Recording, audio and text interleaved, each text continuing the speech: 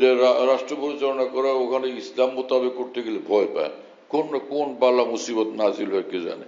আরে ভাই, যে যারা দুনিয়ার মানুষ, কোনো দিন নাই, নামাজ নাই, রোজা নাই, হজ নাই, জাকাত নাই, আল্লাহর ভয় নাই তাদের মধ্যে, এই সকল লোকেরা রাষ্ট্র পরিচালনার জন্য একটা সংবিধান কায়েম করলো। তো তাদের ভিতরে কি দ্বীনের বুঝ আছে? আল্লাহ পাকের হুকুম মানার জিন্দেগি তাদের মধ্যে নাই, দ্বীনের বুঝ নাই। এ সকল লোকেরা একটা সংবিধান লিখলো, সে মোতাবেক রাষ্ট্র পরিচালনা করা।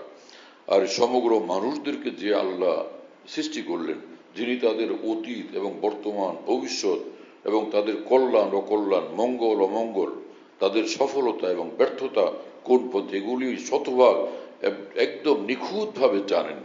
সে মহান আল্লাহ যেভাবে রাষ্ট্র পরিচালনার জন্য বললেন, সে আসমানি বিধান, সেটা কি মানুষের লেখা সংবিধানের সমান হতে পারে? মানুষের লেখা এই সংবিধান, সেটা কি আসমানি বিধানের সমকক্ষ হওয়া সম্ভব? কি অবস্থা মানুষের! ওখানে গিয়ে তো আর কি, ওখানে আল্লাহ পাক জাল্লা জালালুহু মানে পবিত্র কোরআনে বলছেন যে যদি আমি ঈমানওয়ালাদেরকে রাষ্ট্র পরিচালনার দায়িত্ব দিই, তাদের কাজ হবে লিউকিমুস সালাতা ওয়া ইউতুজ যাকাতা, তো তারা নামাজ কায়েম করবে, জাকাতের বিধানকে প্রতিষ্ঠিত করবে। তো ওখানে গিয়ে কি করবে না হলে? কি বুঝলেন না? যিনি অর্থমন্ত্রী হবেন, তিনি সঠিকভাবে অর্থের বরাদ্দ করবেন, এমন জায়গায় অর্থ বরাদ্দ করবেন না যেখানে আল্লাহ পাক নারাজ। হ্যাঁ, এবং তিনি চুরি ডাকাতি না করেন এবং সেখানে আত্মসাৎ না করেন, এটা তার দায়িত্ব হবে, কর্তব্য হবে। যিনি বিচারপতি হবেন, তিনি যার হক তাকে বুঝাইয়া দিবেন, যে জালেম তো তার বিপরীতে, এবং যে সত্যিকার হকওয়ালা তাকে সে হক বুঝাইয়া দিবেন। জালেমের জন্য যা পাওয়ার সেটা তাকে বুঝাইয়া দিবেন, জালেমকে জালেমের পাওনা বুঝাইয়া দিবেন, আর মূল হকদারকে তার হক বুঝাইয়া দিবেন। কারণ লোকেরা ইসলামী শাসন বললে ভয় পায়, যে না জানি কোনটা কি হয় কি জানে। আলহামদুলিল্লাহ, আলহামদুলিল্লাহ ওয়াকাফা ওয়া সালামুন আলা ইবাদিহিল্লাযীনা ইসতাফা। أما بعد، فأعوذ بالله من الشيطان الرجيم. بسم الله الرحمن الرحيم. وما أمروا إلا ليعبدوا الله مخلصين له الدين. صدق الله مولانا العظيم. আল্লাহ পাক জাল্লা জালালুহু আম্মা নওয়ার আমাদের সকলকে মাফ করেন, আমাদের সকলের জন্য জান্নাতুল ফিরদাউস মঞ্জুর করেন, জাহান্নাম থেকে আল্লাহ পাক আমাদেরকে বাঁচান, আল্লাহর সন্তুষ্টির পথে প্রতিটি মুহূর্তে চলতে থাকার, অবিচল থাকার আল্লাহ তাআলা তৌফিক দান করেন। আমার ভাই, মানুষ জানতো না আল্লাহকে, জানতো না এই জিন্দেগিতে কিভাবে চলতে হবে, কিভাবে কথা বলতে হবে, কিভাবে আল্লাহকে ডাকতে হবে, কিভাবে ইবাদত বন্দেগী করতে হবে। আল্লাহ তাআলা মানুষকে সৃষ্টি করেছেন এবং সাথে সাথে আল্লাহ পাক এই পৃথিবীতে আল্লাহর কথা শোনানোর জন্য, আল্লাহর দিকে ডাকার জন্য, আল্লাহর দ্বীন শিক্ষা দেওয়ার জন্য, ইবাদত বন্দেগী শিক্ষা দেওয়ার জন্য এবং সুন্দর আখলাক চরিত্র, সুন্দর জিন্দেগি শিক্ষা দেওয়ার জন্য আল্লাহ তাআলা নবী রাসূলদেরকে পাঠিয়েছেন। তাদের মধ্যে সর্বপ্রথম নবী হযরত আদম আলাইহিস সালাম। একের পর এক নবীরা দুনিয়াতে আসছেন। নবী মানে বার্তাবাহক, নবী মানে বার্তাবাহক, অর্থাৎ মহান রব্বুল আলামিনের বার্তাবাহক। শুধু বার্তাবাহক না, রব্বুল আলামিনের যিনি আসমানের বার্তাবাহক তাকে নবী বলে। নবী মানে সাংবাদিক, এই বলে সাংবাদিকদের খুশি করা, এটা কোনো আলেম মানুষের কাজ হইতে পারে না।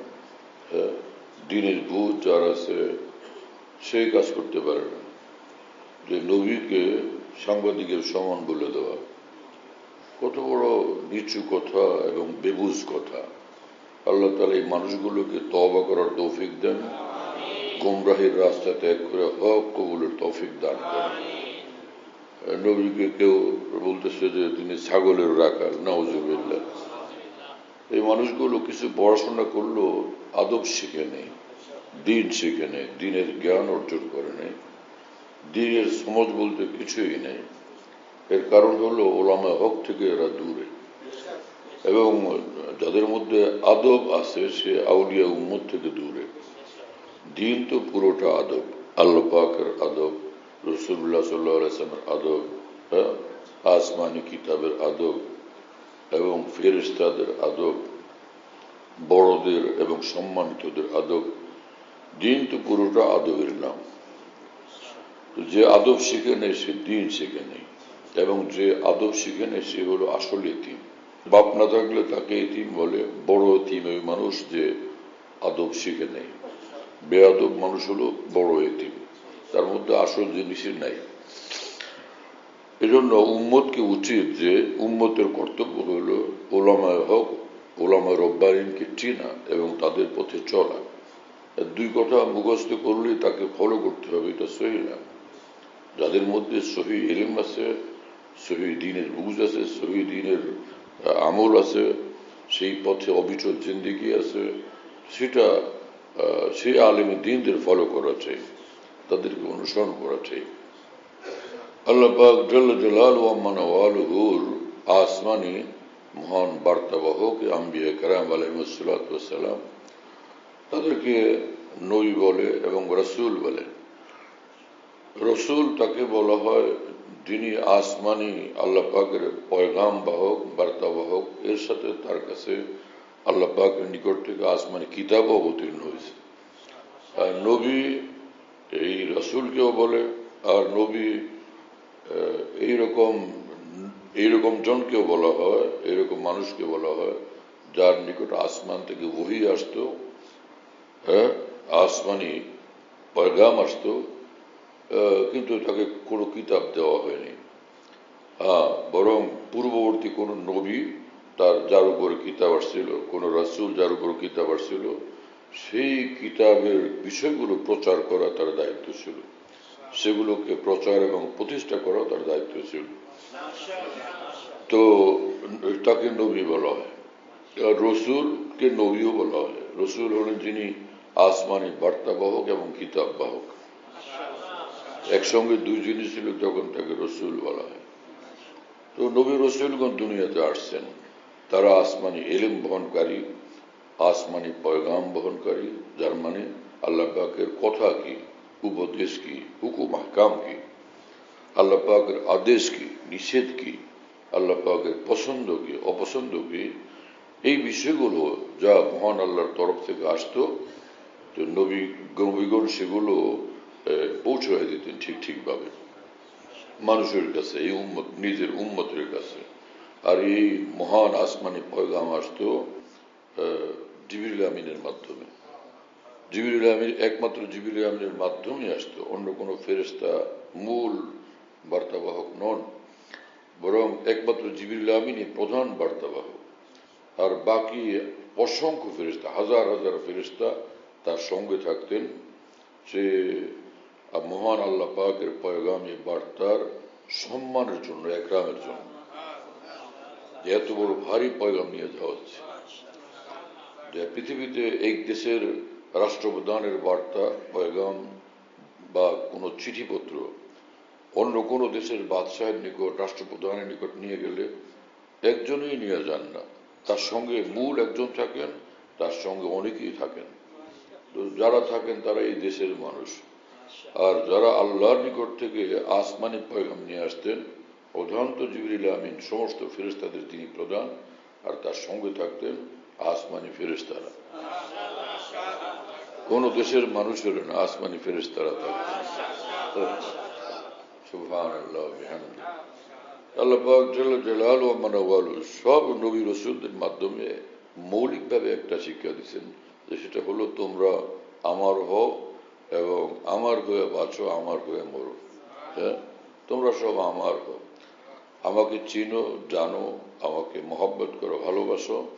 আমি যা কিছু কথা বলি সেই মোতাবেক নিজের জীবন গড়ো, আসো তুমি জান্নাতে প্রবেশ করো। এত সহজ দিনের কথা এবং দিনের পথ। হ্যাঁ, আল্লাহ পাক বলছেন এক আয়াতে পাকে, ওয়ামা উমিরু ইল্লা লিয়াবুদুল্লাহ মুখলিসিনা লাহুদ্দিন। সব নবী রাসূলদের উপরে নির্দেশ ছিল এই যে তারা একমাত্র আল্লাহ পাকের ইবাদত করবে। লিয়াবুদুল্লাহ মুখলিসিনা লাহুদ্দিন, একমাত্র আল্লাহরই আনুগত্য করবে, আল্লাহরই ইবাদত করবে, আল্লাহর সঙ্গে আর কাউকে শরীক করবে না, আর কাউকে শরীক করা যাবে না।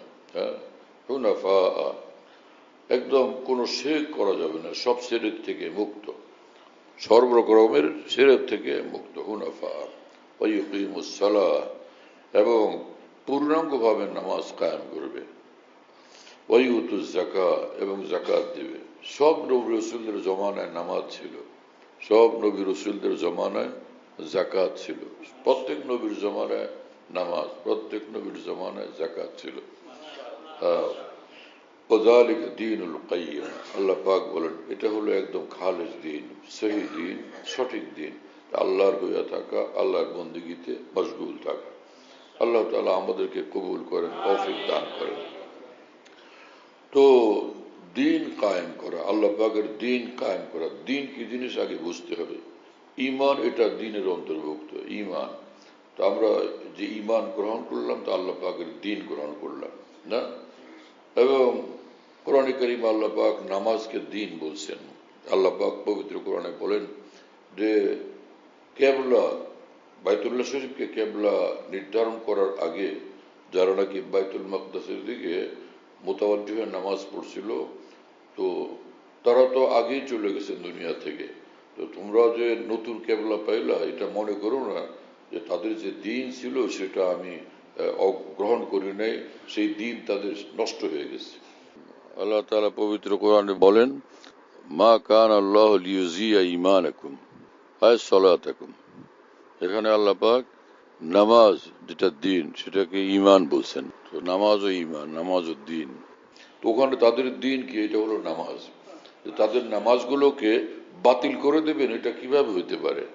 আমার কথা মতো, আমার সন্তুষ্টির মুআফিকই তারা সে নামাজ আদায় করছিলেন। ওই আয়াতে পাকে নামাজকে আল্লাহ পাক দিন বলছেন। দিন কায়েম করা কি জিনিস, সেটাই সেই প্রসঙ্গে এই কথা আসলো। হ্যাঁ, দিন কায়েম করা মানে দিন হলো নামাজ, রোজা, নামাজ দিন, রোজা দিন, হজ যাকাত দিন। হ্যাঁ, কোরআনে কারীমের তেলাওয়াত দিন, কোরআনে পাকের তেলাওয়াত সহি শুদ্ধ শেখা, এটা হলো দিন। রুকু সিজদা দিন, আল্লাহ পাকের জিকির দিন, দোয়া মোনাজাত দিন, দোয়া মোনাজাত এটা আল্লাহ পাকের দিন। মানে এইভাবে এক হাদিস শরীফে রাসূলুল্লাহ সাল্লাল্লাহু আলাইহি ওয়াসাল্লাম বলছেন, মান আকামাস সালাতা ফাকাদ আকামাদ দ্বীন, যে নামাজ কায়েম করলো যে আল্লাহ পাকের দিন কায়েম করলো। তাহলে নামাজ একটা ইবাদত, সেটা কায়েম করলো, আল্লাহ পাকের দিন কায়েম হলো। বোঝা গেল রোজা এক ইবাদত, যে রোজা কায়েম করলো সে আল্লাহ পাকের দিনের উপর আমল করলো, আল্লাহ পাকের দিন কায়েম করলো। যে সত্য কথা বললো সে আল্লাহ পাকের দিন কায়েম করলো। মিথ্যা পরিহার করলো, গীবত পরিহার করলো, হিংসা বিদ্বেষ অহংকার পরিহার করলো, সে আল্লাহ পাকের দিন কায়েম করলো। যে আল্লাহকে ভয় করলো সে আল্লাহ পাকের দিন কায়েম করলো। যে আল্লাহকে মহব্বত করলো আল্লাহ পাকের দিন কায়েম করলো। মা বাবার হক যে আদায় করলো সে আল্লাহ পাকের দিন কায়েম করলো। স্বামীর হক স্ত্রী আদায় করলো তো সে দিন কায়েম করলো। এই স্ত্রীর হক স্বামী আদায় করলেন তো সে উনি আল্লাহ পাকের দিন কায়েম করলেন। হ্যাঁ, একজনকে সালাম করলো আল্লাহ পাকের দিন কায়েম করলো। বড়দেরকে শ্রদ্ধা করলো আল্লাহ পাকের দিন কায়েম করলো। ছোটদেরকে স্নেহ করলো সে আল্লাহ পাকের দিন কায়েম করলো। আলেমুল আমাদেরকে শ্রদ্ধা করলো, ভক্তি করলো, সম্মান করলো, সে আল্লাহ পাকের দিন কায়েম করলো। হ্যাঁ, তো গুনাহ করলো, গুনার পরে সে অনুতপ্ত হলো, লজ্জিত হলো, তওবা করলো, আল্লাহর নিকট ক্ষমা চাইলো, তওবা ইস্তেগফার করলো, সে আল্লাহ পাকের দিন কায়েম করলো। হ্যাঁ, এক জায়গায় চুপচাপ বসে আছে, অন্যেরা গল্প করতেছে, এই লোক আল্লাহ পাকের ধ্যানে মশগুল আছে, যেটা কি মুরাকাবা বলে। আল্লাহর প্রতি সে মোতাওয়াজ্জা, আল্লাহর দিকে মোতাওয়াজ্জা, আল্লাহর ধ্যানে মশগুল, সে আল্লাহ পাকের দিন কায়েম করলো। হ্যাঁ, কাবার ঘরের তওয়াফ করলো, সে আল্লাহ পাকের দিন কায়েম করলো। সাফা মারওয়ার সাই করলো, সে আল্লাহ পাকের দিন কায়েম করলো। মিনাতে গিয়ে অবস্থান করলো, সে আল্লাহ পাকের দিন কায়েম করলো। যে আরাফার ময়দানে গিয়ে অবস্থান করলো, উকুফে আরাফা করলো, মুজদালিফে গিয়ে উকুফে মুজদালিফে অবস্থান এবং দোয়া করলো, সে আল্লাহ পাকের দিন কায়েম করলো। দিন সমগ্র জীবনকে পরিবেষ্টিত করে আছে।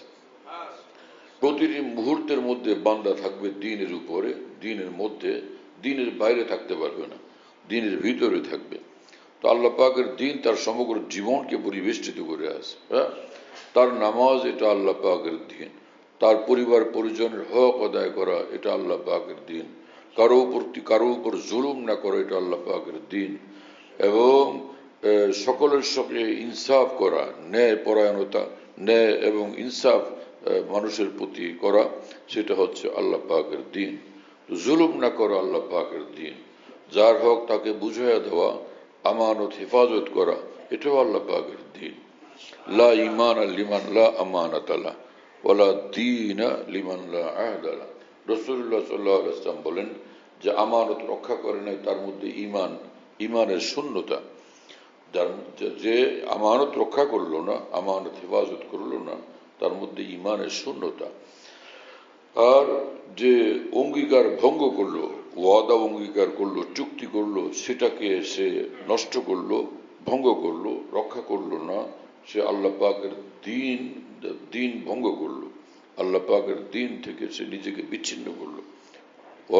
ওয়ালা দীন লিমান লা আহাদ লা, সে তার মধ্যে দিনই শূন্যতা, তার মধ্যে দিনই শূন্যতা, যে অঙ্গীকার ভঙ্গ করে।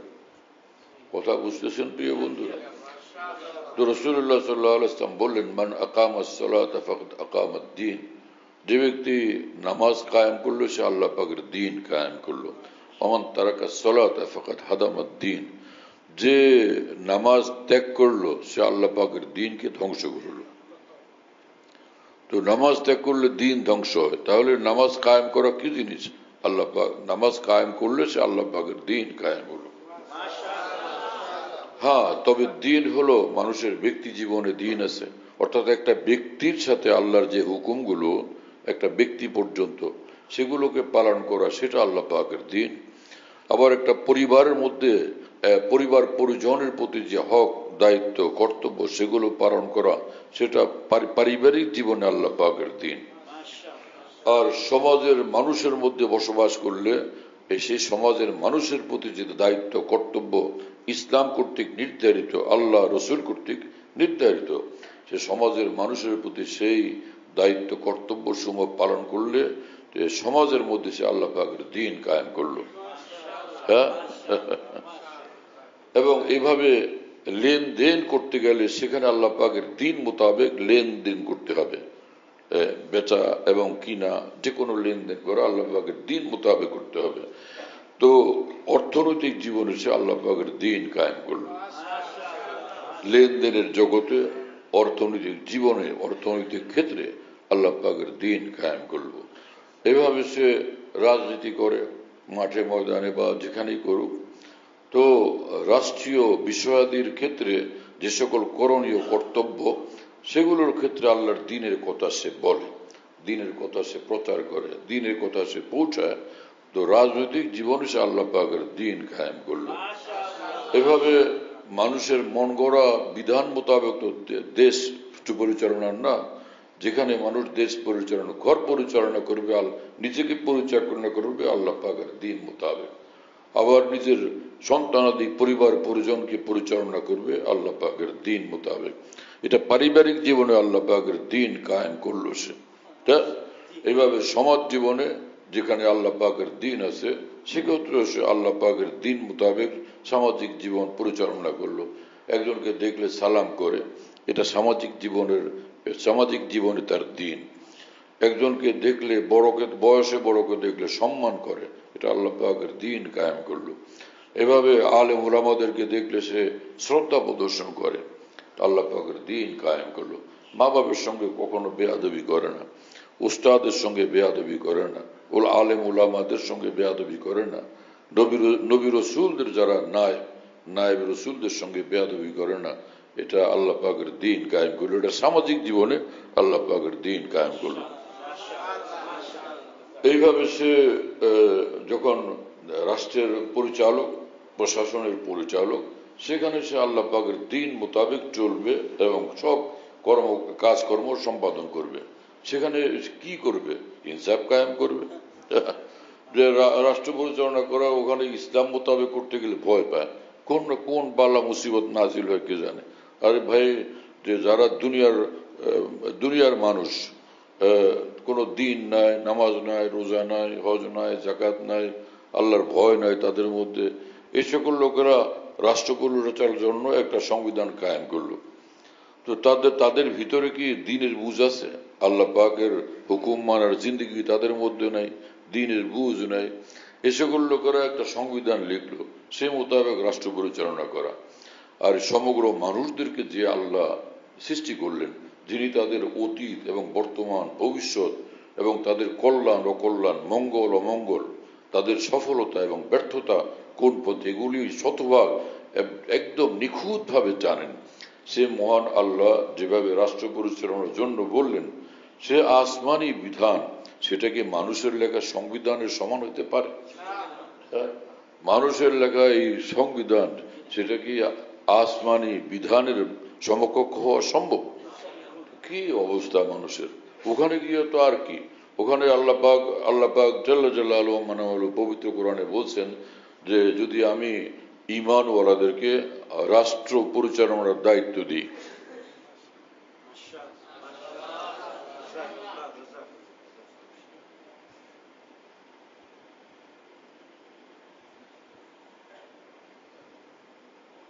তো তাদের কাজ হবে লিউকিমুস সালাতা ওয়া ইউতুজ যাকাতা, তো তারা নামাজ কায়েম করবে, জাকাতের বিধানকে প্রতিষ্ঠিত করবে।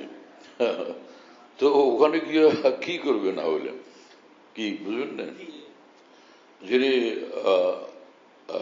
অর্থমন্ত্রী হবেন, তিনি সঠিকভাবে অর্থের বরাদ্দ করবেন। এমন জায়গায় অর্থ বরাদ্দ করবেন না যেখানে আল্লাহ পাক নারাজ। হ্যাঁ, এবং তিনি চুরি ডাকাতি না করেন এবং সেখানে আত্মসাৎ না করেন।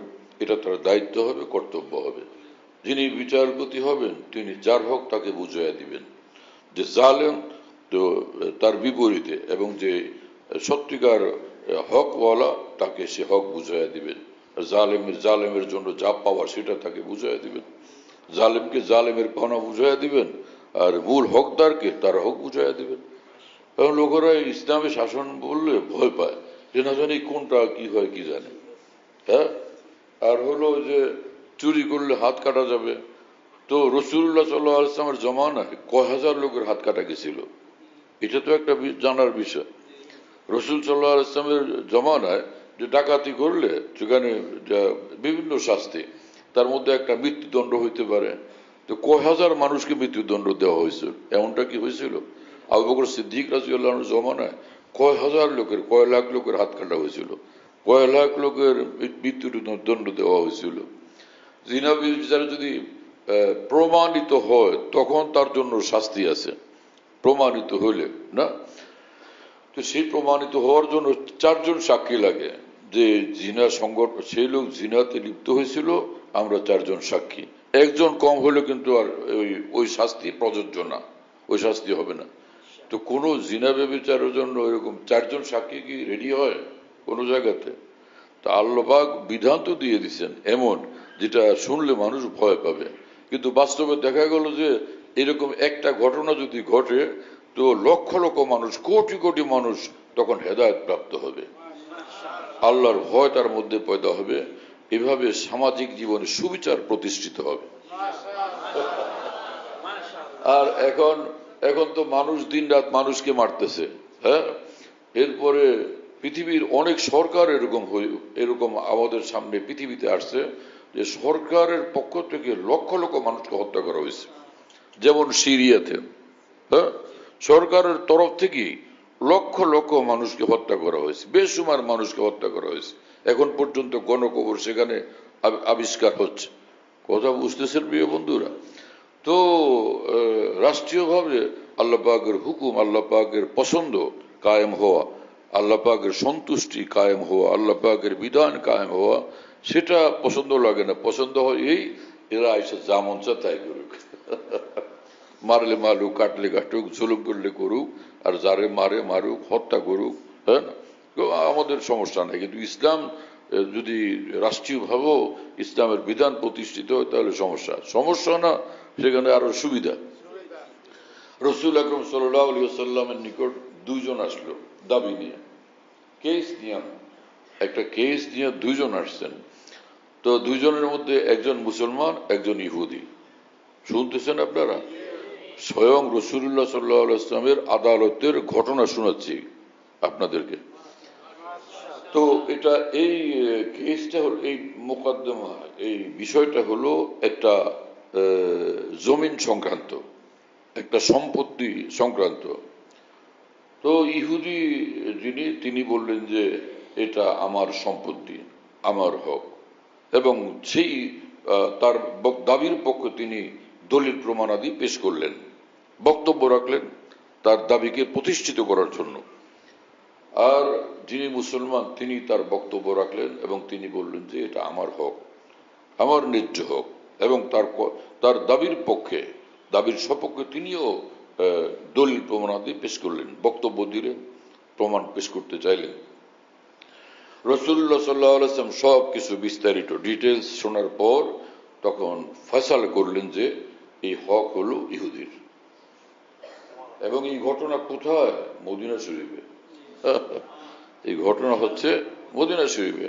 রাসূলুল্লাহ সাল্লাল্লাহু আলাইহি ওয়াসাল্লাম ইহুদির পক্ষে রায় দিলেন, বাস।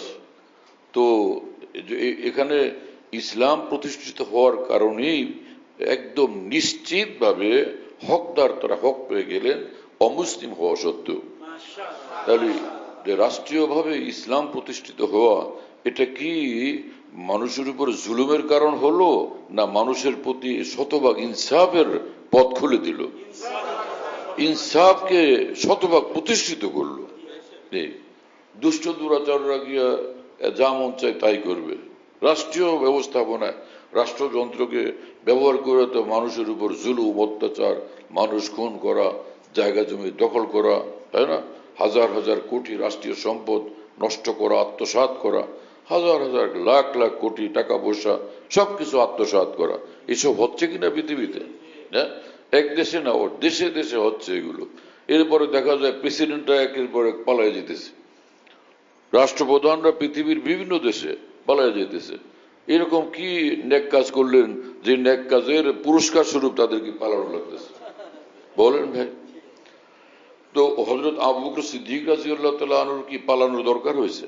ওমরে ফারুক রাদিয়াল্লাহু আনহুর পালানোর দরকার হয়েছে? ওসমান আলী রাদিয়াল্লাহু আনহুর পালানোর দরকার হয়েছে? তো কি মামলা! হ্যাঁ, যে আল্লাহর দ্বীন যেখানেই কায়েম হয় সেখানে আরাম, সেখানে শান্তি, সেখানে একটা শান্তিময় জীবন, সুখের জীবন। সেখানে কতগুলো মানুষ রাস্তায় ঘুরে বেড়ায়, মহল্লায় ঘুরে বেড়ায়, রোজা নামাজ কিচ্ছু করে না। ওরা সুখে আছে বেশি না কোনো যে মানুষগুলো আল্লাহর ঘরের দিকে ছুটে, আজান হলে, নামাজের সময় হলে আল্লাহর ঘরের দিকে ছুটে, আল্লাহর ঘরে এসে বসে, আল্লাহর ঘরে এসে অপেক্ষা করে আল্লাহর হুকুম পালনের জন্য? এই দুই শ্রেণীর মানুষ কাদের জীবনটা সুখী বেশি, কাদের জীবন শান্তিময় বেশি, কাদের জীবনটা সম্মানিত বেশি, কাদের মর্যাদা ঊর্ধ্বে, কাদের মর্যাদা নিচে, কাদের সামাজিক সম্মান এবং মর্যাদার আসন ঊর্ধ্বে এবং নিচে, এটা কি স্পষ্ট না? তো বোঝা গেল কতগুলো ঘর আছে যেখানে দিন নাই, হ্যাঁ না, ইমান নাই, নামাজ নাই, রোজা নাই, আল্লাহর জন্য কান্নাকাটি নাই। এরকম অসংখ্য ঘর আছে না পৃথিবীতে?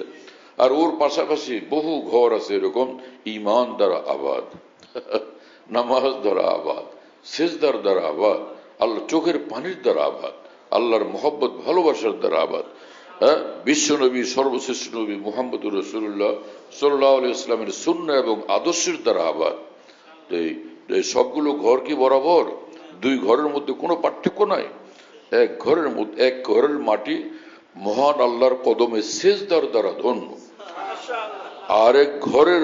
আরেক ঘরের মাটি সে মহান আল্লাহর নাফরমানির দ্বারা একদমই অভিশপ্ত। অভিশপ্ত হলো। দুই ঘরের মাটি কি বরাবর? দুই ঘরের পরিবেশ কি বরাবর?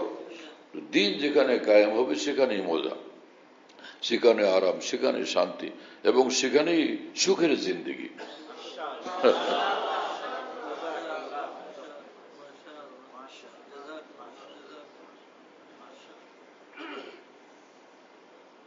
কিছু কিছু লোক আমাদের দেশে, এই উপমহাদেশে এরকম আছে যারা একামতে দিন, মানে দিন কায়েম করা, এটা বলতে বোঝায় রাষ্ট্রীয় ভাবে দিন কায়েম করা। একমাত্র রাষ্ট্রীয়ভাবে দিন কায়েম করাকেই একামতে দিন বলা। এটা কোরআনে পাকে যে আকিমুদ্দিন এই শব্দের অপব্যাখ্যা, হারাম ব্যাখ্যা না জায়েজ ব্যাখ্যা, এই ব্যাখ্যা সহি না। মানুষের ব্যক্তি জীবনও দিন কায়েম করো, এটাও দিন।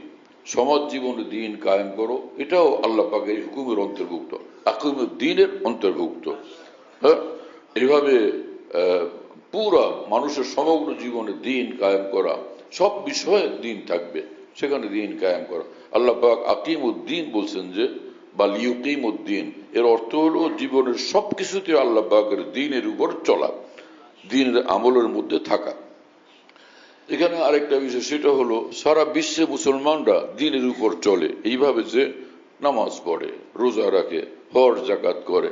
এই পৃথিবীর কয়টা দেশ এই শত শত বছর ধরে আছে মুসলমানদের কাছে, যে দেশগুলোর মধ্যে রাষ্ট্রীয়ভাবে ইসলামের বিধিবিধান প্রতিষ্ঠিত হয়েছে? কয়টা দেশ আছে? তো যদি আকিমুদ্দিনের অর্থ এই হয় যে দিন কায়েম করো, এই অর্থ যদি হয় যে রাষ্ট্রীয়ভাবে আল্লাহর দিন কায়েম করো, রাষ্ট্র পরিচালনার ক্ষেত্রে দিন কায়েম করো, এই অর্থ যদি একমাত্র অর্থ হয়, তাহলে বোঝা গেল যে বিশ্বের কোনো জায়গাতে আল্লাহ পাকের হুকুম পালনই হয়নি। তার মানে হলো যে আল্লাহ পাক সে হুকুম করবেন, সে হুকুম বিশ্বে মুসলমানরা কেউই পালন করবে না। এটা কিভাবে হইতে পারে? নামাজের হুকুম করছেন, নামাজ তো পড়ে। রোজার হুকুম করছে, রোজা তো করে। সত্য কথা বলতে বলছে, সত্য কথা তো বলে। মিথ্যা ত্যাগ করতে বলছেন, মিথ্যা তো ত্যাগ করলো। অহংকার থেকে বাঁচলে বলছেন, অহংকার তো মুসলমান অহংকার থেকে বাঁচলো, তাই না? তো আল্লাহ পাকের অসংখ্য বিধানাবলীর উপরে মুসলমান তো আমল করে, কিন্তু দিন কায়েম করার অর্থ যদি হয়, শুধু একামতে দিনের অর্থ যদি হয় কেবলই রাষ্ট্রীয়ভাবে দিন প্রতিষ্ঠা, তার মানে এমন এক হুকুম দিলেন আল্লাহ, যেটা রাসূলুল্লাহ সাল্লাল্লাহু আলাইহি ওয়াসাল্লামের পরে, খোলাফায়ে রাশিদিনের পরে পৃথিবীতে এটা একদমই অচল হয়ে বসে থাকলো। এটাই কি আল্লাহর লক্ষ্য এবং উদ্দেশ্য ছিল? কথা বুঝতেছেন প্রিয় বন্ধুরা? অতএব এই যে অর্থ যারা করে, কোরআন সুন্নাহর এই অর্থকে একদমই বিকৃত করে, কঠিনভাবে বিকৃত করে। ফায়দা কি হবে? যে ভয়ঙ্কর গুনাহে কবিরা হবে। কোরআনে কারিমের এবং আল্লাহর দ্বীনের বিধানের বিকৃত অর্থ করার ভয়ঙ্কর শাস্তি তাদেরকে কাল কিয়ামতে পেতে হবে। তো আল্লাহর দ্বীন কায়েমের ওয়াজ করে কাল কিয়ামতে গিয়া কাঠগড়ায় দাঁড়ানো লাগবে এবং কঠিন শাস্তির শিকার হতে হবে। এটা কি বুদ্ধিমান মুসলমানের কাজ হলো? আল্লাহ পাক আমাদেরকে বুঝ দান করেন। আল্লাহ তাআলাকে খুশি করার জন্য আল্লাহ আমাদেরকে বিচ্ছায়ন করে দেন। আল্লাহর হুকুম যেখানে আছে, আল্লাহ পাকের ইশারা যেখানে আছে, সেই মোতাবেক আমরা চলবো, সেই মোতাবেক জিন্দগি বানাবো। সেটা আমি আমার নিজের মধ্যে দিন আনবো, আমার পরিবার পরিজনের মধ্যে দিন আনবো।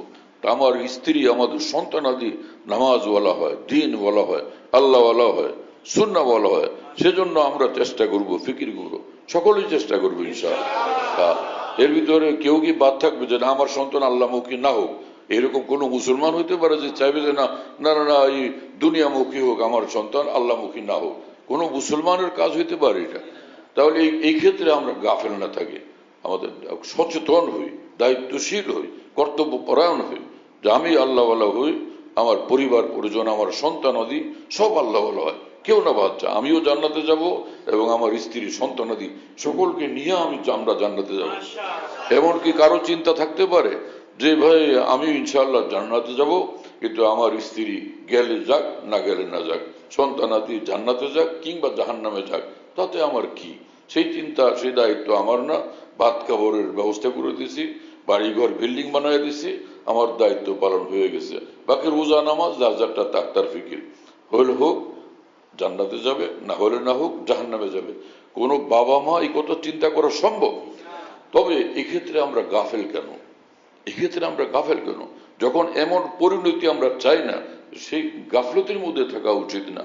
আদরে, সোহাগে, মহব্বতে, হেকমতে, কৌশলে, নানানভাবে সকলকে, যারা আমাদের অধীনস্থ, যাদের ক্ষেত্রে আমাদের দায়িত্ব কর্তব্য, তাদেরকে দিনের উপরে আনার জন্য, উঠানোর জন্য আমরা জানে পানার দিন রাত ফিকির করব, চেষ্টা করব। আল্লাহ আমাদের কবুল করেন, তৌফিক দান করেন। যে কথা আল্লাহ পাক কোরআনে কারীমের মধ্যে এক কথায় বলে দিয়েছেন, কি সহজে, কু আনফুসাকুম, তোমার নিজেকে বাঁচাও, তোমরা নিজেদেরকে বাঁচাও, ও আহলিকুম, তোমাদের ঘরের, তোমাদের পরিবার পরিজনকে, তা তোমার স্ত্রী সন্তানাদি সকলকে বাঁচাও নার, জাহান্নাম থেকে। ওদেরকে জাহান্নাম থেকে বাঁচাও, জান্নাতে নিয়ে আসো। জাহান্নাম থেকে বাঁচায় জান্নাতে নিয়ে আসো। হ্যাঁ, ওয়াহ সুবহানাল্লাহ, আল্লাহ পাকের কি কথা! আমাদেরকে তিনি আল্লাহ পাক এইভাবে নির্দেশ করছেন, সতর্ক করছেন, সচেতন করে তোলার জন্য, সচেতন হওয়ার জন্য আমাদেরকে নির্দেশ করছেন। আমরা কি এখন সে ঘুমিয়ে থাকবো, গাফিলি থাকবো, না সচেতন হবো ইনশাআল্লাহ? আল্লাহ আপনি আমাদের সকলকে এবং সব মুসলমানকে কবুল করেন। একামতি দিনের অর্থ বুঝে আসছে? দিন কায়েম করা মানে যে ইসলামী সরকারই শুধু প্রতিষ্ঠা করা না, দিনের ব্যাপক, দিন কায়েমের ব্যাপক অর্থ পরিষ্কার বুঝে আসছে। যারা একামতি দিন কায়েমের উপর বক্তব্য দেন একতরফা ভাবে এবং এরকম বই পুস্তক লেখেন, এগুলো সব ভুল, সব বিকৃত অর্থ। আল্লাহ সব মুসলমানকে ভুল পথ পরিহার করে হেদায়েতের সঠিক পথে, সিরাতুল মুস্তাকিমের সঠিক পথে চলার জন্য তৌফিক দেন এবং কবুল করেন। ওয়া আখিরু দাওয়ানা আলহামদুলিল্লাহি রাব্বিল আলামিন, সাল্লাল্লাহু আলা নবিয়িল কারীম। আমাদের ঢালকানগর খানকাহে যেখানে আমি আছি, খানকা ইয়াদগারে হাকিমুল উম্মত। মনে রাখো, বলো খানকা ইয়াদগারে হাকিমুল উম্মত। হাকিমুল উম্মতের স্মৃতি এখানে স্মরণকারী খানকা। হ্যাঁ, হাকিমুল উম্মতের কথাবার্তায় আলোচনা হয় আলহামদুলিল্লাহ। একটা নাম, কিন্তু তামাম আকাবের কথাই আলোচনা হইতে থাকে আলহামদুলিল্লাহ। বাইতুল হক জামে মসজিদ, ছাপড়া মসজিদ বলে।